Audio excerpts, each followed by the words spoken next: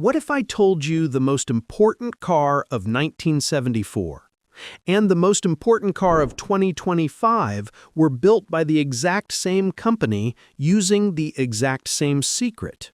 You'd say it's impossible. One runs on fire, the other runs on lightning.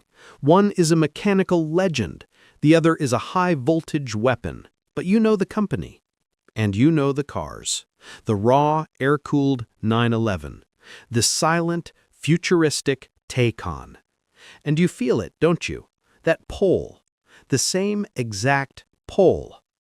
How? How can one company master two opposing forces? How can they bottle the same soul in two completely different machines, built 50 years apart? It sounds like a paradox. It feels like a revolution. And it's all true. There is a code, a secret formula, an engineering philosophy so powerful it doesn't care what's under the hood. This isn't just a car story. This is a techno-thriller, and we're about to crack the code. If you are ready for the truth behind the legend, you are in the right place. Welcome to Dravexa. Smash that like button and hit subscribe right now, because the fascinating truth behind Porsche is about to be unlocked. This is the story, the real story, of why everyone from a total beginner to a seasoned pro is drawn to that iconic crest. To get Porsche, you have to get the man behind it. But wait, it's not just one man. The company isn't some marketing project. It's the life's work of a dynasty. First, you have the father, Ferdinand Porsche, a certified genius, a true visionary at the dawn of the 20th century. This is the man who designed the world's first gas-electric hybrid. Think about that.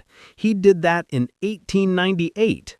And yes, he also designed the Volkswagen Beetle, the car that would become the mechanical bedrock for everything that came next. But the company, the brand Porsche, that was his son, Ferdinand Ferry Porsche. After World War II, working from a humble sawmill, Ferry was looking for his car, the car he dreamed of, and he just couldn't find it. His words became the company's guiding star. In the beginning, I looked around, and I could not find the car I'd been dreaming of. A small, lightweight sports car that uses energy efficiently. So what did he do? So I decided to build it myself. And in 1948, that dream exploded into life. It was the Porsche 356. It was the perfect package. This wasn't a muscle car. It didn't need brute force. It took a simple, air-cooled engine from a Beetle and mounted it in the back. But then it wrapped it in a slippery, lightweight, hand-built aluminum body. The 356 wasn't a lesson in power. It was a lesson in dynamics. It proved, right at the start, that a car's soul isn't in its displacement. It's in the balance. It's in the steering. It's in the connection between the road, the machine, and you. This was it. The first draft of the Porsche DNA. Lightweight, do more with less, engineering purity. If it's there, it has a job. That crazy, challenging rear-engine layout, and the ultimate promise, a car you could drive to the track, win, and then drive right back home. This was the blueprint, this philosophy of intelligent performance, of pure efficiency. It defined the brand from its very first breath. Then, in 1964, Porsche unveiled the car that would become its anchor, its icon, the single most recognizable silhouette in automotive history, the 911. It was an evolution. Ferry's son, Butzi, kept that rear-engine layout, but he replaced the small four-cylinder with a legend, a more powerful, a more sophisticated, a more sonorous, air-cooled flat-six boxer engine, the very same design that, in its modern form, still powers the 911 today. This is the unbroken thread. It's the line that holds the entire Porsche story together. Think about it. Other manufacturers, they rip up their history. They replace their models every decade. Porsche iterates. You can park a 911 from today next to one from 60 years ago, and you see the family, the lineage. This is evolution, not revolution. And that builds a loyalty that is almost impossible to find anywhere else. It's the kind of deep story we love to tell here on Dravexa. If you love this kind of detail, if you love finding the why behind the metal, you are in the right place. Hit that subscribe button and join the family. But here's the secret. The 911's most famous feature, that engine hanging out behind the rear wheels, is, by all conventional engineering wisdom, just wrong. It's a massive pendulum of weight, sitting at the very back. It creates handling that is, let's say, tricky. In the early models, you lift off the throttle mid-corner, and the car would violently spin. Snap oversteer. They earned a dark nickname for the early turbos, the Widowmaker. And yet, this is precisely why the 911 is the core of Porsche's allure. You see, for any other company, this layout was a problem to be avoided. For Porsche, it was a problem to be mastered. Decades of brilliant, obsessive work from the engineers at their legendary R&D center in Weissach, all of it dedicated to taming and then exploiting this unique design. They threw everything at it: wider tires, complex suspension geometry, active aerodynamics. You see that iconic whale tail spoiler? That wasn't for style. That was for survival. And eventually, all-wheel drive and stability management so smart, it feels like magic. Mastering this single challenge, it gave the 911 two incredible superpowers. First, traction. All that weight presses the rear wheels into the pavement. It lets the 911 launch out of a corner with a ferocity that horsepower figures alone just can't explain. Second, the feel. You, the driver, are in a constant dynamic conversation with the car's physics. The front end is light. The steering, it's pure, it's communicative, it's unmatched. The 911 is not just a car.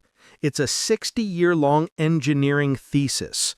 It represents Porsche's stubborn, brilliant refusal to compromise its identity, choosing instead, time and time again, to engineer its way straight to perfection. You have to understand, a Porsche isn't a sports car just because of its styling. It's a sports car because of proof. The company's brand promise, it's not built in an ad agency. It is forged in the brutal, unforgiving fire of motorsport. You've heard the old saying, win on Sunday, sell on Monday. For Porsche, this isn't a saying. It's the central pillar of their entire business model.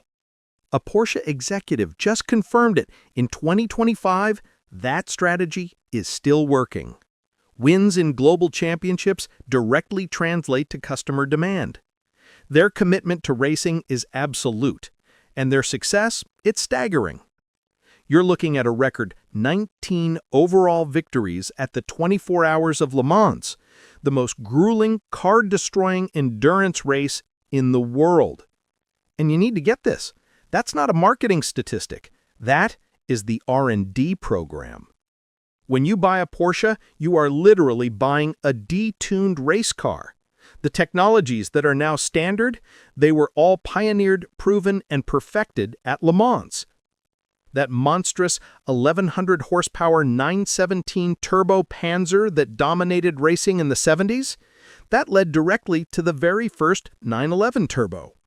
That lightning-fast PDK dual-clutch transmission, developed for the 956 and 962 race cars in the 80s, just so drivers could keep both hands on the wheel while battling for the win. Those massive yellow-calipered carbon ceramic brakes, a direct descendant of materials built to survive 24 hours of nonstop abuse. Even their hybrid systems, the dominant 919 hybrid prototype that won in 2015, 2016, and 2017, that was the test bed for the hybrid technology now appearing in their road cars. This is where the Rebel is born. Porsche doesn't just enter races, it challenges conventions. They won the Paris-Dakar Rally, a brutal off-road desert race with a modified 911. They proved the 911 wasn't just fast, it was tough. So when a customer buys a 911 GT3 RS, they know. They know its engine, its aerodynamics. It's all just a whisper away from the GT3R race car. That authenticity, it's priceless. It's the kind of real story we chase here on Dravexa. If you get it, if you understand why that matters, smash that like button right now. The sport in sports car is non-negotiable. It's verified every single weekend on tracks all around the world. But all that racing, all that stubborn engineering, it almost killed them. By the early 1990s, Porsche was in financial peril. The product line was aging. Production was inefficient. The company was standing on the edge of a cliff, facing bankruptcy. The first savior came in 1996, the Boxster, a brilliant mid-engined entry-level car that was a critical and commercial smash hit. But it wasn't enough. It wasn't enough to secure their future. So the company made a decision that, to the purists, was the ultimate betrayal. In 2002, Porsche announced it would build an SUV. The Cayenne. It was heresy. How could the company of the lightweight 911 build a heavy, 5-seat truck? The outrage from the faithful, it was deafening. But they all missed the point. Ferry Porsche himself, the founder's son, he had predicted it. Back in 1989, he said, "If we build an off-road model according to our standards of quality, and it has a Porsche crest on the front, people will buy it." He wasn't just right, he was prophetic. The Cayenne was an engineering marvel, a co-development with Volkswagen that, through sheer Porsche engineering, managed to handle, to feel like a true sports car. It was an instant, runaway, company-saving success, blowing past its sales projections. You see the pattern, don't you? The Cayenne and the Panamera sedan and Macan SUV that followed, they did not dilute the Porsche brand, they funded it. The river of cash from these heretical models, it gave Porsche's engineers the financial freedom, the billions, to develop better 911s, to invest in new platforms, to go racing at the highest levels. This is the central bargain of modern Porsche. The volume sellers, which by the way are still the best performing cars in their class, they pay for the passion projects. This pragmatic genius proved that the soul of Porsche, that engineering feel, could be distilled and injected into any shape of vehicle. And as we're about to see, they are using that exact same playbook to conquer the next and greatest challenge of all. You do not want to miss what happens next. Make sure you are subscribed to Dravexa because what comes next changes everything. And now we're here. The great shift, the electric era. And for a brand defined by the sound, the fury of its flat-six engine, this looks like an existential threat. How can a car that is silent, heavy, and, in theory, simple, ever feel like a Porsche? You've seen this movie before, haven't you? This is the 911 challenge all over again. Instead of seeing a brick wall, Porsche sees an engineering problem, a problem to be mastered. So in 2019, they gave us the second great heresy, the Taycan. It wasn't just another EV, it was a statement. While everyone else was building on 400-volt systems, Porsche went straight to 800 volts, a technology they ripped directly from their 919 hybrid Le Mans winner. This 800-volt system, this is the why. It allows for thinner, lighter cabling, which saves weight, it gives them better thermal management, and it unlocks the two things that no one else could promise: repeatable performance and insane charging speed. You get it. Other EVs are fast once. A Taycan is a Porsche every single time. The details, they're obsessive. The motors use hairpin windings to pack in more copper. To solve the acceleration versus top speed problem, they developed a two-speed transmission for the rear axle, an insane complexity for an EV, just to give you that brutal launch and high-speed efficiency.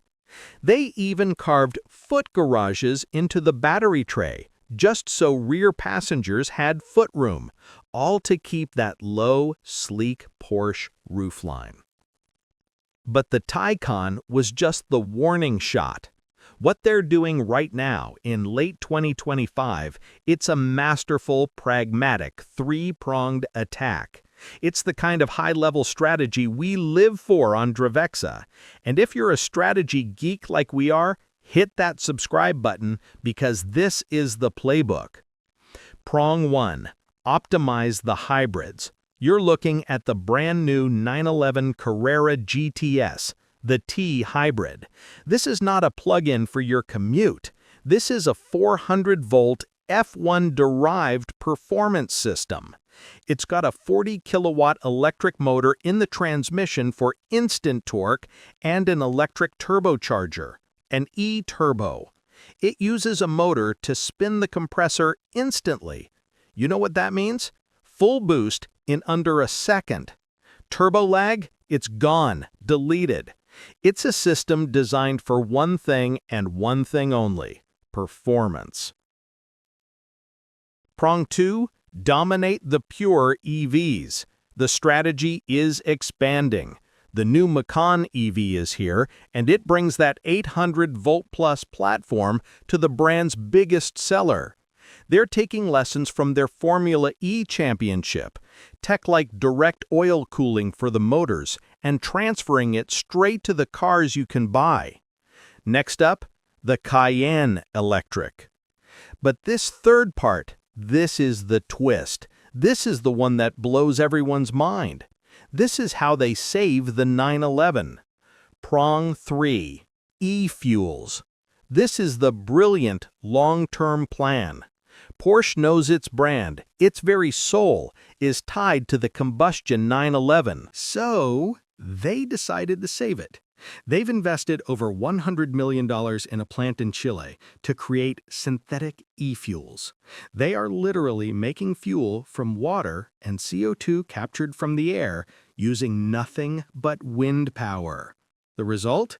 A liquid fuel. A fuel that is virtually carbon neutral. A fuel that can be pumped into any existing gasoline engine. This is Porsche's plan. This is how they allowed the 911, our 911, to keep that flat-six engine screaming to its redline for decades to come, all while complying with climate goals.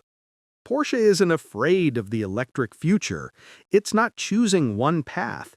It is methodically engineering its way through it, ensuring that no matter what the powertrain, a hybrid, a battery, or a synthetic fuel-powered engine, the result feels like a Porsche.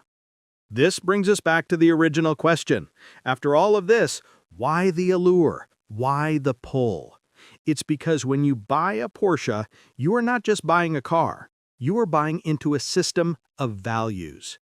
Internally, they define their culture by 4 pillars: Herzblut, Heartsblood, or pure passion; Pioniergeist, a pioneering spirit; Sportlichkeit, a deep-seated sportiness; and eine Familie, one family.